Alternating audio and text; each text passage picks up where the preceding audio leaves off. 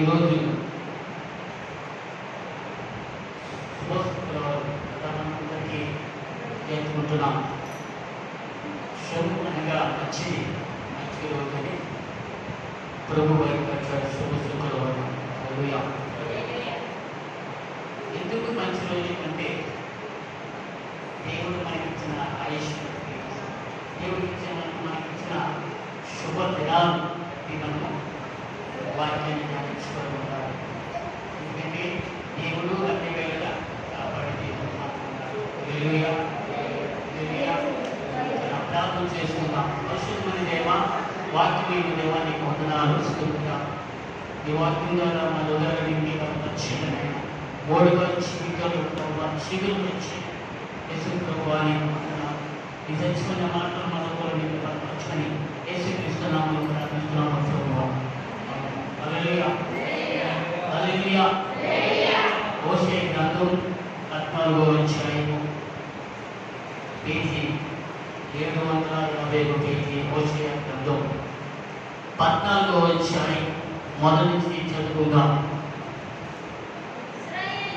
ఇశ్రాయేలు నీ పాపము చేత నీవు కూలితివి కనుక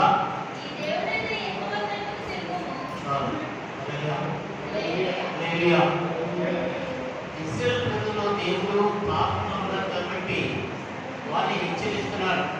కానీ ఆ కాలంలో కూడా పాపం చేసుకున్నారు. ఈ కాలం కూడా పాపం చేసేవారు బహు ఎక్కువైపోయారు. హల్లెలూయా, హల్లెలూయా. దేవుడు ఏమన్నాడు? ఇశ్రాయేలు నీ పాపము చేత నీవు కూలితివి. పాపం చేత పెట్టుకుంటూ కూలివాలి. పాపంలో పడివారందరూ కూడా కూలిపోతారు. ఎందుకు తెలుసా? దేవుడికి విరోధ మనుషులు వాడు. హల్లెలూయా, హల్లెలూయా. విరోధంగా దేవుడికి విరోధంగా చేసుకున్నప్పుడు కూలిపోతారు. దేవుడు ఏం చేస్తున్నాడు? ఇశ్రాయేలు ప్రజల్ని దేవుడా నీ పాపం చేత నీవు కూలితివి కనుక నీ దేవుడైన యెహోవా తోటి తిరుగు. నువ్వు ఎంతకాలం ఉంటావు? ఎంతకాలం నువ్వు భూమి మీద నివాసం ఉంటావో ప్రభు తెలుసు. సృష్టికర్త ఆయన కనుక మనకి ఎంతకాలం ఉంటుంది, భూమి మీద ఎంతకాలం ఉంటుంది అది తెలుసుకుని ప్రభువుకు తిరగాల. మనం పాపంలో ఉన్నప్పుడు పాపానికి దూరంగా ఉంటారు. మన దేవుడు ఏం చేస్తున్నాడు? పాపం అనేది దేనికి చేరకూడదు. చాలా మంది దేని వెళ్ళరా ఎవరు చూడలేని అనుకుంటేమో దేవుడు చూస్తున్నాడు. హల్లెలూయా, హల్లెలూయా. దేవుడు చూస్తున్నాడు. దేవుడు అంటాడు, ఓ కుమారుడా కుమార్తె, నేను కన్నాను కాబట్టి నా మాట విని పాపానికి దూరంగా పారిపో, ఉండకూడదు. అని ఇశ్రాయేలు ప్రజలతో దేవుడు నీతో నాతో మాట్లాడుతున్నాడు. జాగ్రత్త, పాపం నిల్లవా, కూలిపోతావు, పైకి రాలేదు అని హెచ్చరిస్తాడు. ప్రియబిడ్డరా, నీ దేవుడైన యెహోవాతో తిరుగుము. నీ మాటలు సిద్ధపరుచుకుని యెహోవాకు తిరుగుడి. ఏ మాటలయ్యి? దేవుని వాక్యం. హల్లెలూయా, దేవుని వాక్యం తిరుగు. నీ హృదయం శాంతి ఉంటుంది. దేవుని మాటలు నీ సంతోషం వస్తుంది. కనుక దేవుడు అంటున్నాడు, మాటలు సిద్ధపరుచుకుని యెహోవాకు తిరిగి రండి. దేవుని మందిరానికి రండి. ఆయన నీ హృదయాన్ని సిద్ధపరుస్తాడు. నీ తలంపులు కూడా సిద్ధపరుస్తాడు. విడిచిపెట్టి దేవుడు కాదని. ప్రియమైన దేవుని బిడ్డరా, దేవుడి వైపు మనం చూసినట్లయితే, దేవుని వైపు తిరిగినట్లయితే యేసయ్య సంతోషిస్తాడు. హల్లెలూయా. యేసయ్య నిన్ను ఎంత ఆనందపరుచుకుంటాడంటే ఎంతగానో దీవిస్తాడు, ఎంతగానో నిన్ను విడిచిపెట్టాడు. హల్లెలూయా, హల్లెలూయా. అందుకే మనం ఏం చేస్తున్నాం? దేవుని వైపు తిరగలేకపోతున్నాం. అందుకే మనం తెచ్చుకుంటున్నాం ఏంటంటే కరోనా. చూడడం చాలా మంది అనుకోవచ్చు, దైవ సేవలు వెళ్ళిపోతారంటే మన దేవుడి దృష్టిగా తీసుకున్నారు. దేవుడి దృష్టిగా తీసుకున్నారు కాబట్టి మరి దేవుడి పిల్లలు అందరూ చనిపోతారంటే దేవుని వినడవారు ఉన్నారు, దేవుని చూసేవారు కాపాడుతున్నాడు. హల్లెలూయా. చాలా మంది దేవుని పిల్లల మరి సేవకులు దేవుని పిల్లల సేవకులకి ఎంతో మంది మరి ప్రార్థన చేయడానికి ఫోన్ చేస్తున్నారు. ఎందుకో తెలుసా? సేవకుడు దేవుడితో మాట్లాడాడు కాబట్టి, దేవుడు సేవకుడు వచ్చిన మాట రూటు పరుస్తుంది కాబట్టి, అయ్యా మా గురించి ప్రార్థన చేయండి, బిడ్డల గురించి ప్రార్థన చేయండి, కరుణతో బాధపడుతున్నారు ప్రార్థన చేయండి అని ఇది చెప్తే దేవుడు నోటి వచ్చిన మాట సేవకుడు మాట్లాడ. హల్లెలూయా, హల్లెలూయా. యేసు తిరిగి పట్టున్నాడు. హల్లెలూయా. మీరు ఆయనతో చెప్పవలసింది ఏమనగా, ఎవరితో చెప్పాలి? ఎవరితో చెప్పాలి? ఆయనతో, దేవుడితో చెప్పవలసిందిగా. ఏం మాటలు చెప్తారు? ప్రభా నేను ఈ యూదులో ఉన్నాను ప్రభా, ఈ యూదులో ప్రభా, నన్ను నాలోనే వేపిస్తుంది, నాలోనే బలపరుస్తుంది, బలహీన పెరుగుతుంది. ఆ బలహీన నుంచి విడిపించడు ప్రభా అని దేవుడితో చెప్పుకోవాలి. మనం ఆ దేవుడితో చెప్పినట్లయితే దేవుడు ఆలోచిస్తాడు. హల్లెలూయా, హల్లెలూయా. కనుక దేవుడు అన్నాడు, మీరు ఆయనతో చెప్పాల్సింది ఏమనగా ఏం చెప్తారంటే, ప్రభా ఈ బాధతో ఉన్నాను ప్రభా, ఈ యొక్క శోధనలో ప్రభా, యేసు ప్రభా నన్ను ముట్టండి ప్రభా, నన్ను కట్టండి ప్రభా అని ప్రార్థన చేస్తాం. అదే విజ్ఞాపన చేస్తున్నాయి. హల్లెలూయా, హల్లెలూయా. అందుకే చూడండి, ఆ పాపం అన్నిటిని పరిహరింపు ప్రభా వేడుకుంటున్నాడు. అందరూ కూడా ఎప్పటికీ పరిహరిస్తాడంటే దేవుడు తిరిగితే నీ పాపాలని క్షమిస్తాడు యేసునామములో. హల్లెలూయా. దేవుడు తిరగండి, తిరగండి, తిరగండి. ఎందరో ఉన్నారు దేవుని పిల్లరా, దేవుని చూడనవాడు, దేవుడు రుచి చూడనవాడు ఎందరో ఉన్నారు. అందుకే దేవుడు పిలుస్తున్నాడు, రండి దేవుని మధ్యలోకి రండి, దేవుని ఆశీర్వాదం పొందుకోండి, దేవుని మన్నాలు పొందుకోండి. ప్రియమైన దేవుని పిల్లరా, దేవుడు ఎంతగానో పిలుస్తున్నాడు. ఆ పిలుపుని ప్రక్కన పెడుతున్నాడు. హల్లెలూయా, హల్లెలూయా. అదండి ఏమన్నది ఇక్కడ, పరిహరింపు ఎడ్లకు బదులుగా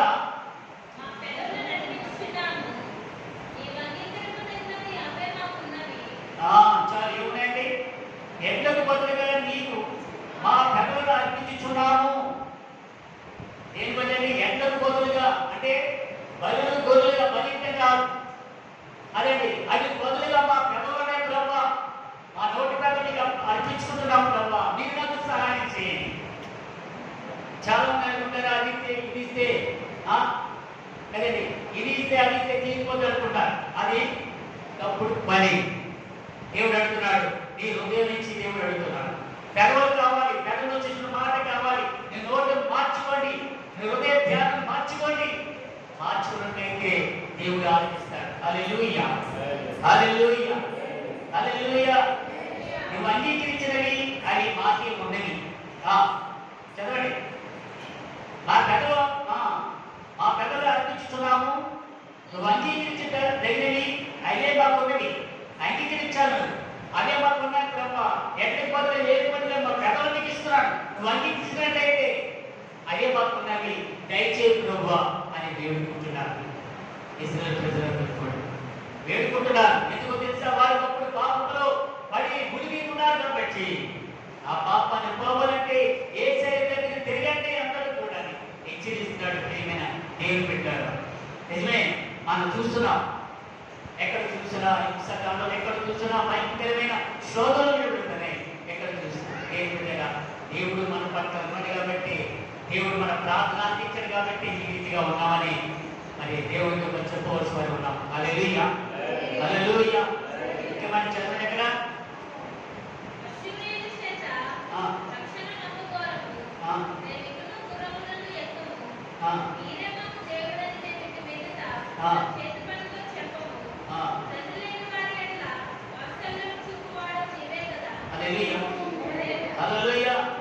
ఇంకా ఎవరికన్నా అసురురాజు గుర్రాలు ఎక్కువ ప్రభావం, అసురు చేతులు రక్షణ అందుకోరు కనుక నేను ఎక్కడో ఆ గుర్రమును ఎక్కము, మీరే మా దేవుడు అని ఇప్పుడే తెలుస్తున్నాను ప్రభా.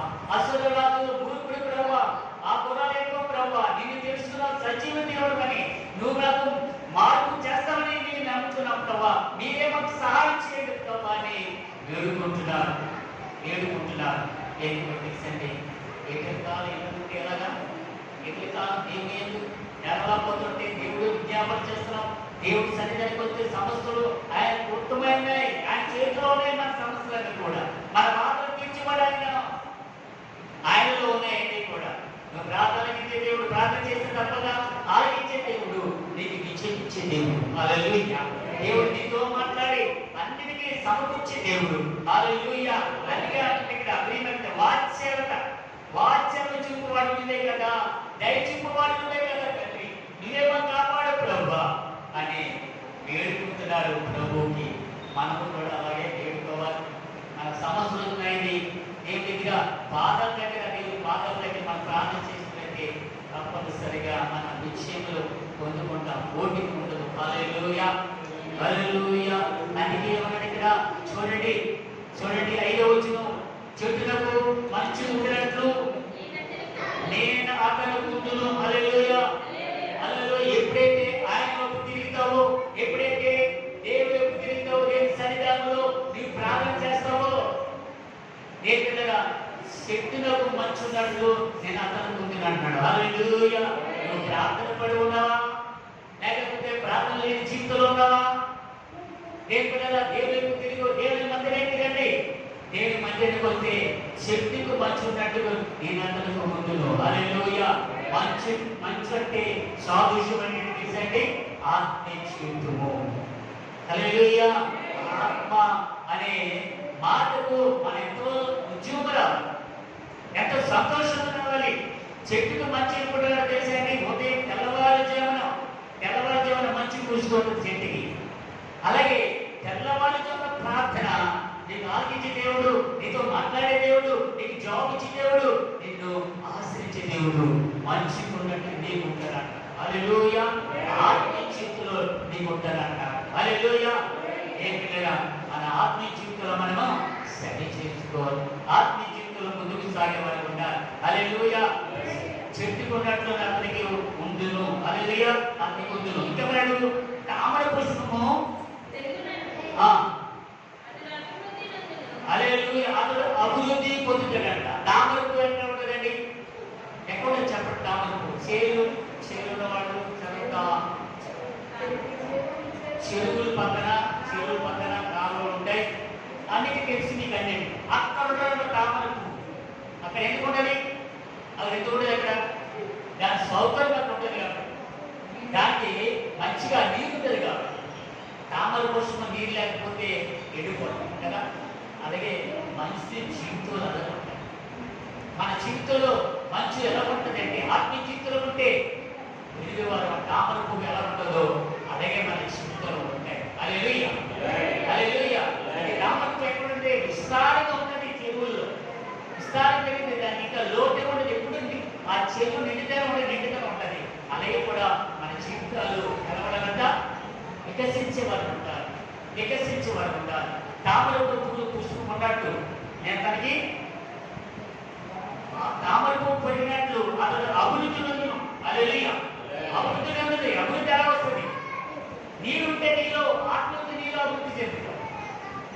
నీలో ఆత్మీయ జీవితం అంటే అభివృద్ధి చెందేవాడు నువ్వు ఉంటావు. ఒకటి నువ్వు చెప్పవాలనుకుంటావు. గమనించండి ప్రియమైన మన ఆత్మీయ జీవితంలో ముందుపడితే, ఆత్మీయ జీవితంలో ఎండిపోతే ఫలించలేదు జీవితంలో నాటపడే చెట్టులాగా ఉంటాయి. ఆలోచన హల్లెలూయా, హల్లెలూయా. ఏమైతే మనం వికసించే పువ్వు ఉండాలి. తామర చెట్టు ఎలా ఉంటుందో అలాగే కూడా మన జీవితంలో మన పెరిగినట్లయితే నువ్వు నాన్నటికి అభివృద్ధి చెందుతారే ఉంటావు. హల్లెలూయా, హల్లెలూయా. ఇంకేమన్నాడు ఇక్కడ?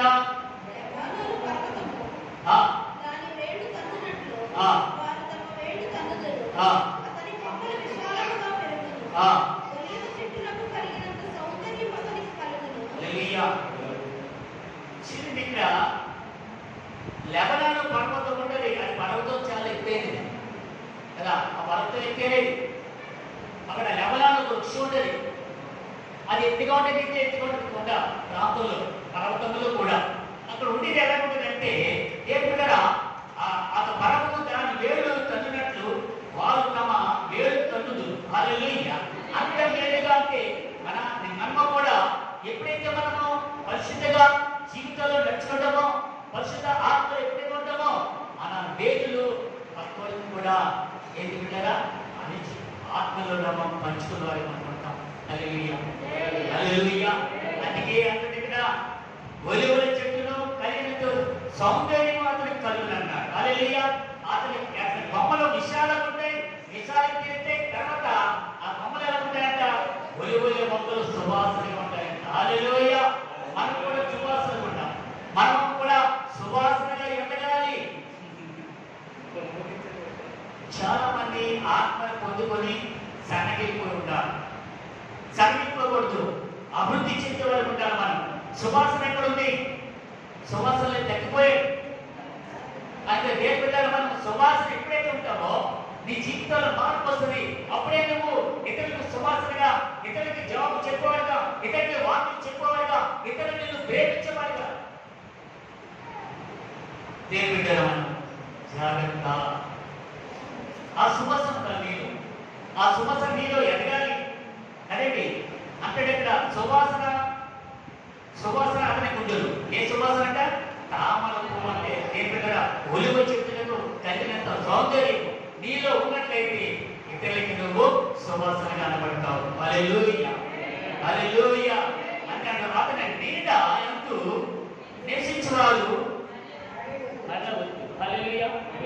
నీడ అంటే నీ నీడలో ఉన్న వాళ్ళందరూ కూడా మరలా వస్తూనే ఉంటారు. హల్లెలూయా, హల్లెలూయా.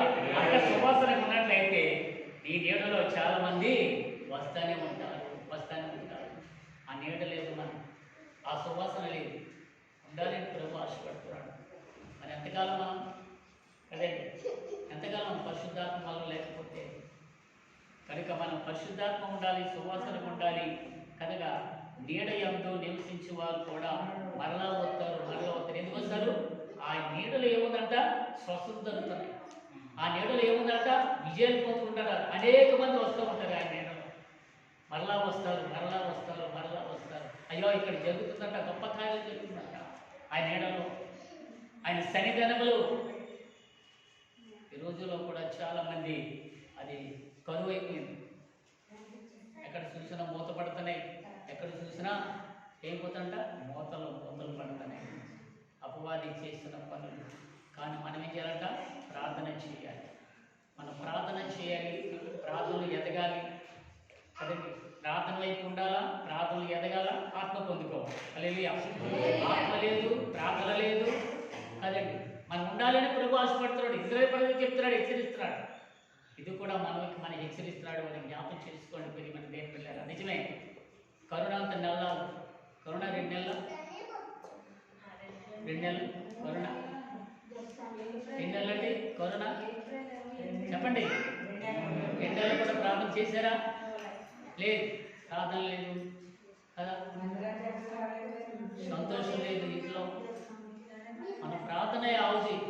నిజమే, ఏ రోజు చెప్తున్నాను, నేను బలిపెట్టమని చెప్తే. ఎందుకంటే ప్రార్థన లేకపోతే మనము వ్యర్థమే జీవితకాలం అంతా కూడా. నువ్వు చేసిన కార్యాలు కూడా వ్యర్థమే. గమనించండి, దేవుడు అడుగుతున్నాడు, ప్రార్థన లేని జీవితాలు వ్యర్థమంటున్నాడు. మనం ప్రార్థన ఎదగాలన్నట్లయితే దేవుని యొక్క ఆసక్తి ఉండాలి. అందుకే ఒక పాట రచించారు చాలామంది, జీవితంలో నీలా ఉండాలని యేసునాడు ఎంతో ఆశ ఉన్నది.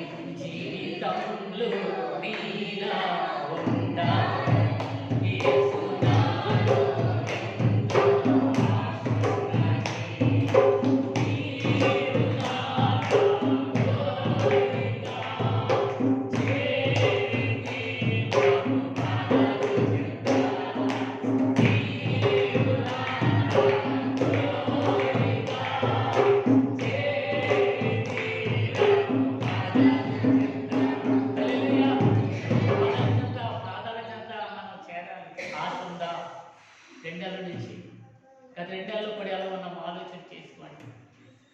నిజమే, భయం ఉంది, బయటకి భయం ఉంది, పక్కటి భయం ఉంది. ప్రార్థన ఉండాలి మనకి. ఆశ లేదు. ఆశ, ఏ ఆశ? జీవితంలో ఏసులాగా ఉండాలి. జీవితంలో ఆశ ఉండాలి. తీరాలంటే ఎలాగా? ఆయన పాదాల దగ్గర మన చేతి తీరిపోతుంది. హల్లెలూయా. పాదాలే మనకి శరణం. నిజమే, నిజంగా చెప్తున్నా. ప్రియమైన దేవుని బిడ్డలారా, నాకు చాలామంది ఫోన్ చేస్తూ ఉంటున్నారు, ప్రార్థన చేయండి అయ్యారు. ఏంటి చెప్పండి అమ్మా, మీ సమస్యలు ఏంటి? కరోనా. ప్రతి వాళ్ళు ఉంటుందో కరోనా, భయం వేస్తుంది కరోనా, ఇబ్బందులు పెడుతున్నాయి కరోనా. ఆశలు ఉంటే అన్నిటి కూడా మనకి దేవుడు తప్పించి ఉన్నాడనే నమ్మకం ఉండాలి. మనం తప్పిస్తాడే ఆయన ఒక గురి మనకి. ఎవరి వద్ద మన గురి యేసు వైపు గురి ఉండాలి అంతే. యేసు వైపు ఎప్పుడైతే నీ గురి ఉందో ఆ గురి, ఆ గోల్ ఎక్కడికి వస్తుంది? ఆయన దాంట్లోకి వెళ్తుంది. గోల్ ఇస్తే ఆ గోలులో ఉన్నది స్వస్థత, ఆ గోల్లో ఉన్నది విడుదల. గమనించండి పిల్లలు, మన గోల్ ఎక్కడికి వెళ్ళాలంటే, మన గురి ఎక్కడికి వెళ్ళాలంటే యేసయ్య పాదాల చెంతకి వెళ్ళాలి. నిజమే, ఈ రోజుల్లో చాలా మంది అంటే కరోనా వచ్చిందని కాదు కానీ అది వంక పెడుతున్నారు. కానీ ప్రతిరోజు కూడా ప్రార్థన చేయవలసి ఉండాలి. ప్రతిరోజు సమయం పోనేక అన్నాడు ఏపీసీల గ్రంథంలో అంటున్నాడు. సమయం పోనేక బుద్ధిలో రాకముందే ఎక్కువగా అయ్యాలట ప్రార్థన చేయాలి. సమయం వచ్చిందని, సమయం ఉండగానే ఈ చట్టపడ్డాడు పరిశుద్ధ గ్రంథంలో ఉంది. మనం అది వచ్చిందని కంగారు పడే కాదు, సమయం ఉండగానే ప్రార్థన చేసేయాలి. సమయం ఉండగానే దేవుని పాదాల దగ్గర మనం ప్రార్థన చేసేవారిగా మనం ఉండాలి మన జీవితాలు. అప్పుడే దేవుడు నీలో నివసింపడానికి ప్రయత్నిస్తాడు. నీలో ఉండడానికి మొదటిగా మెట్టు యేసయ్యకు మన చోటు వాళ్ళు పట్టవాళ్ళ ప్రార్థనను చోటు వాళ్ళు. ఆ యేసుప్రభు అంటాడు, మరలా వచ్చినప్పుడు నన్ను మీరు నన్ను ప్రేమిస్తారా అడుగుతాడు యేసుప్రభు వారు. ఆ మరలా వచ్చినప్పుడు ఎప్పుడు వస్తాడో, ఎవరు ఉంటారో ఎవరు తెలియదు. పిల్లరా ఎంత ప్రయాసపడతాడు యేసయ్య మన గురించి. ఆ ప్రయాసం మనం వ్యర్థంగా చేస్తున్నాం. మనం మానవుడు కాబట్టి ఆయన మాట వినలేకపోతున్నారు. వినగలవాడు ఏమవుతాడంట? విననవాడు ఏమవుతాడు? చెప్పండి, ఏమవుతాడు? మాట యేసయ్య మాట వినలేనివాడు. ఆ మాట తెచ్చుకోకండి. దేవుని మాట వినండి, దేవుని ఆజ్ఞలు కైకొనండి, దేవుని వాక్యం మీరు ఉదయం ఉండాలి. ఎక్కడ చూస్తే దేని పిల్లరా ప్రార్థన అనేది ఉద్యోగంలో ప్రతి సంఘంలో జరుగుతున్నాయి. నిజమే చెప్తున్నాను దేని పిల్లరా. ఆలయంలో కానీ ఆలయం బ్రేక్ పడుతుంటే మొత్తం రాదు. గమనించండి, చిన్న సంఘం ఉంది, చిన్న సంఘమే దేవుడు ఆలోచిస్తాడు. ఆలయంలో చెప్తుంటే ఎవరు వస్తున్నారా అంటే కనపడతలేదు. ఎవరు నాకు బాధ కలుగుతుంది దేని పెట్టారా. ఎందుకు? ఆత్మల గురించి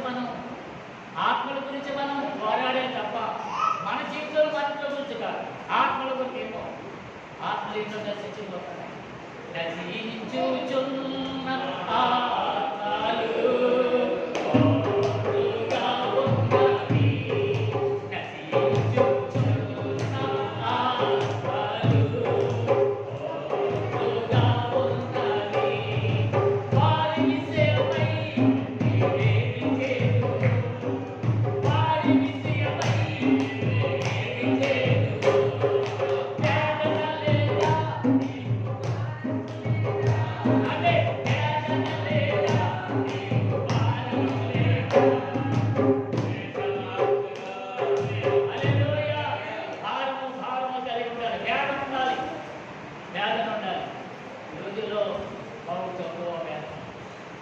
అందుకే ప్రభు అంటాడు, ఇశ్రాయేలు ప్రజల్ని దేవుని తెలుసుకోండి, దేవుని మాట వినండి.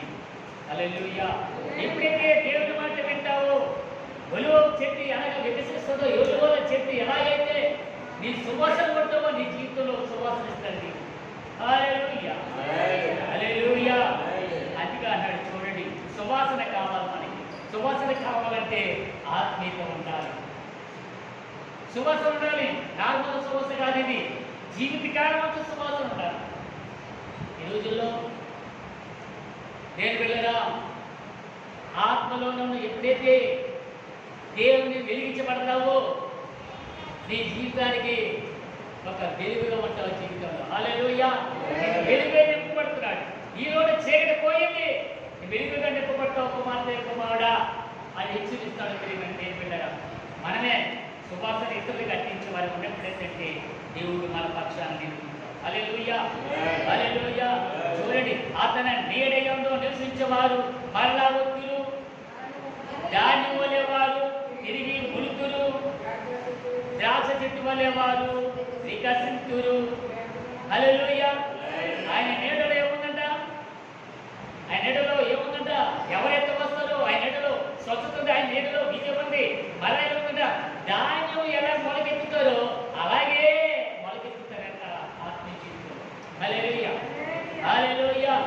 దేవుని పిల్లగా అతని నీడ యందు నివసించేవారు, అతని నీడ యందు ఎవరైతే నివసిస్తారో మరలా వస్తారు, ధాన్యం వలె వారు తిరిగి పోలిస్తారు. హల్లెలూయా. ధాన్యం మొక్క వేసినట్లయితే, భూమిలో మొక్క వేసినట్లయితే ఎలా ఉంటుందంట? మొక్క వేసి ఎత్తన వేసినప్పుడు చనిపోతుంది, మరలా లేపుతుంది. అలాగే మన జీవితంలో ధాన్యం వలె మరలా లేస్తారు. మొక్క విత్తిగా ఉంటాం. గమనించండి తిరిగి దేని బిడ్డగా, ప్రభు మనకి ఇచ్చిన వాగ్దానం అదండి. ప్రభు ఇచ్చిన వాగ్దానం మనం ఏం చేయాలంట?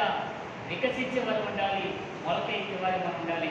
అప్పుడే నీకు దేవుని బిడ్డలుగా జీవిస్తాం. హల్లెలూయా, హల్లెలూయా.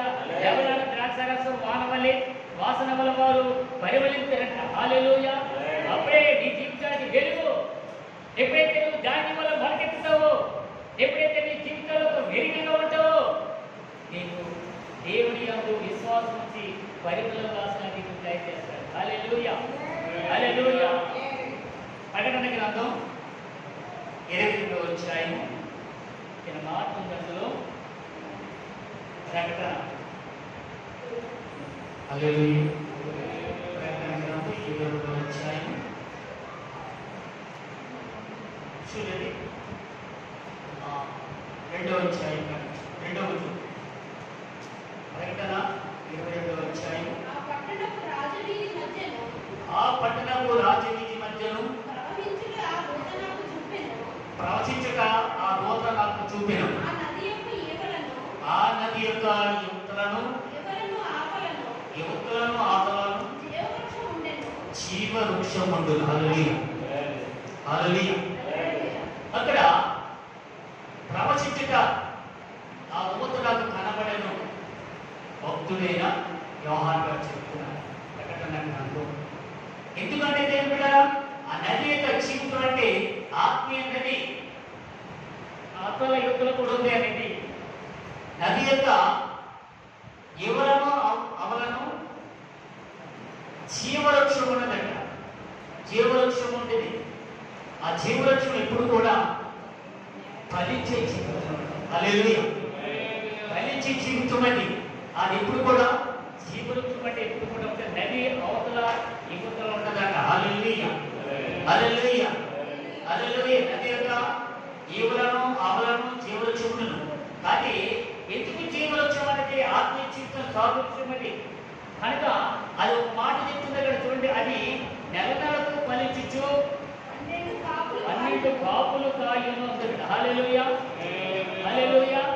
ఆ జీవవృక్షం చూడండి, అక్కడ నెలకు కాపు కాస్త ఉంటుంది. నెలకు ఒకటే, 12 నెలలు, సంవత్సరానికి 12 నెలలు ఉంటుంది. ఆ 12 నెలలు కూడా ఎప్పుడు కూడా కాపు కాస్తున్నట్టు నెల ఆకుండా. హల్లెలూయా, ఆకుండా నెలలకు ఫలించు 12 కాపులు కాయను ఉన్నది ఇక్కడ. హల్లెలూయా. నువ్వు ఎప్పుడైతే జీవ వృక్షం నీలో ఉంటుందో, నీతోనే దేవుడు మాట్లాడి నీతో నెలలకు ఒక ఆత్మను రక్షించే వాళ్ళు నీలో ఉంటారు. నెలలకు కాయ పండు ఆత్మీయ పండు అనమాట. ఆత్మీయ జీవితం అన్నమాట. నెలలకు ఆ కాపు కాస్త ఉండేది. నీలోని జీవం ఉన్న దేవుడు, నెలలకు దేవుడు నీతోనే నడుస్తాడు. నెలలకు ఒక పండు, ఒక ఆత్మీయ కట్టవారు ఉండాలి. హల్లెలూయా, హల్లెలూయా, హల్లెలూయా. అది ఆ వృక్షము యొక్క ఆకులు జనములను స్వస్థపరచుటకే వినియోగించు. హల్లెలూయా. ఎప్పుడైతే ఆ ఆకులు అంటే ఆత్మీయ ఎప్పుడైతే ఆకులు నీవు ఎప్పుడైతే నడిపిస్తావో, ఎప్పుడైతే నీ జీవవృక్షం నీ జీవాత్మ నీలో వాళ్ళలోకి ప్రవేశింపచేస్తుందో, ఆకులు ఎంత జనానికి స్వస్థపరుస్తాడు. హల్లెలూయా. నువ్వు స్వస్థపరచువాడు జనాలకి ఎప్పుడైతే ప్రార్థన చేస్తావో ఆ స్వస్థపరిస్తే ఆకులుగా ఉంటావు. హల్లెలూయా, హల్లెలూయా. ఎనిమిది దేవుని పిల్లగా దేవుడు అంటున్నాడు ఇక్కడ, ఆ నెలలకు కాపులకు ఆశ్రయం ఉండదు, ఎండిపోదు అక్కడ. మన జీవితం అంతే. జీవవృక్షం ఎప్పుడైతే ఉంటుందో, జీవాత్మను ఎప్పుడైతే ఉంటుందో, నెలలకి ఒక ఆత్మను రక్షించే వాళ్ళు మనం ఉండాలి. దేవుడు లేదా ఎప్పుడైతే ఆత్మ రక్షించదో ఆ ఆత్మను ఏంటంట నువ్వు ప్రార్థన చేసినప్పుడు కూడా స్వస్థతలు జరుగుతాయి. హల్లెలూయా. నువ్వు ప్రార్థన చేసినట్లయితే ఆ ఆత్మలు నీతోనే ఉండి స్వస్థత కార్యం జరిగిస్తామంటాడు. హల్లెలూయా. హల్లెలూయా. అది చూడండి అక్కడ చదవండి అక్కడ. ఇక మీదట హల్లెలూయా. చూడండి ఇంకా శాపగ్రస్తం ఏది ఉండదంట. హల్లెలూయా. నీలో స్వస్థత ఉంది కాబట్టి, నీలో జీవం ఉంది కాబట్టి, నీలో ప్రతి అడుగులో దేవుడు నీలో ఉన్నాడు కాబట్టి, స్వస్థతగా జరిగిస్తున్నాడు కాబట్టి శాపం ఉండదంట నీలో. హల్లెలూయా. హల్లెలూయా. శాపం అనేది ఉండదు. ఎందుకంటే దేవుడు నీలో ఉన్నాడు, దేవుడు నీతో ఉన్నాడు, జీవ వైపు ఉన్నాడు. హల్లెలూయా. ఆత్మ నీలో ఉన్నాడు కాబట్టి ఈ ఆత్మ ఏంటంట జనులకు స్వస్థపరచడానికి వినియోగించడం. హల్లెలూయా. హల్లెలూయా. అందుకే ఇక్కడ దేవుని యొక్క గొర్రె పిల్ల యొక్క సింహాసనం దానిలో ఉందనట. హల్లెలూయా. హల్లెలూయా. మనకి మనం ఎలా ఉండాలంట? దేవుని యొక్క గొర్రె పిల్లలాగా మనము ఆత్మీయ జీవితంలో మనం ఉంటే స్వస్థత కార్యాలు జరుగుతాయి, అద్భుత కార్యాలు దేవుడు నీలో ఉంచుతాడు. హల్లెలూయా. అందుకే చూడండి 4వ వచనం, ఆయన దాసులు ఆయనకు సేవించు ఆయన ముఖ దర్శనము చేయించుదురు. హల్లెలూయా. ఆయన దాసులు ఎవరంటే నీకు కూడా అందరూ కూడా ఏముంటారంట? ఆయనను సేవించు, ఆయన ప్రార్థించు, ఆయన ముఖ దర్శనము చేయుదురు. ఆయన నామమును చూడండి వారు నొసలేందుకు. హల్లెలూయా. హల్లెలూయా. ఎప్పుడు కూడా మనము ఆయన దాసులు మనము. హల్లెలూయా. మీరందరూ కూడా దేవుని దాసులుగా తయారవ్వాలి. దేవుని బిడ్డలు కాదు, దేవుని దాసులు అయ్యాలి. అనేక మంది నువ్వు సువార్త చెప్పేవారు మాత్రమే. హల్లెలూయా. హల్లెలూయా. దేవుడు ఎంతగానో మాట్లాడుతున్నాడు, ఎంతగానో ప్రేమిస్తున్నాడు. దేవుని పిల్లలు మనకి దేవుడు మాట్లాడుతున్నాడు ఏమంటే జీవ జలంతో నేను నింపుతానన్నాడు. జీవ వృక్షం కాదు, జీవ జలంతో నింపి అనేక మంది నేను స్వస్థ కార్యం నీ ద్వారా జరిగించేందుకు ప్రవాసపడుతున్నాడు. మనకి అక్కడికి దేవుడు మనతో ఉన్నాడని, దేవుడు మనతో ఉన్నాడు కాబట్టి ఈ రోజున ఈ వాక్యం తెలియపరుస్తుంది. హల్లెలూయా. నీ ఎంత సువాసన ఉంటే అంతగా దేవుడు తీర్చబడతాడు. ఎంతగా నువ్వు దేవుని యందు వాక్యంలో ఉంటే దేవుని యందు నువ్వు సృష్టించే వారిగా దేవుడు నీతోనే మాట్లాడతాడు. హల్లెలూయా. అప్పుడే మనకి జీవవృక్షములు అంటే పాపం మనకి దూరంగా ఉండడానికి, పాపం మనకి అంటకుండా, పాపములో ఉండకుండా దేవుడు నీతోనే జీవించాలని ఆశపడుతున్నాడు, నీతోనే ఉండాలని ఆశపడుతున్నాడు. అలనాడు ప్రభువారు ఏలితో ఉన్నాడు, ఎలీషాతో ఉన్నాడు, నోవాతో ఉన్నాడు, ఆ నోవాతో ఉన్నాడు, దేవుడు నడిచాడు. హల్లెలూయా. వాళ్ళందరూ కూడా ఏంటంటే పరిశుద్ధులుగా ఉన్నారు, వాళ్ళ దగ్గర ఏ పాపము లేదు. వాళ్ళతో దేవుడు నడిచాడంటే గొప్ప భాగ్యం. ఈ రోజున నీతోనే మాట్లాడతాడు. దేవుని పిల్లల యేసయ్య ఎంతగానో ప్రేమిస్తున్నాడు. ఆయన ప్రేమకు మనము తగినట్టుగా ఉండాలి. కదండి, మనము ఆయన లేకుండా మనం ఏమి చేసాం, ఆయన లేకుండా ఏ పని మనం జరగదు. ఆలోచన చేసుకుంటాం. కనుక ఇట్లా మనం దేవుని బిడ్డలో దేవుని వాక్యం వినాలి, దేవుని మనం ప్రార్థించుకోవాలి, పరిశుద్ధ గ్రంథం చదవాలి, ఎక్కువగా మనం గడపాలి. దేవుని మాట తీర్చబడదు కాక.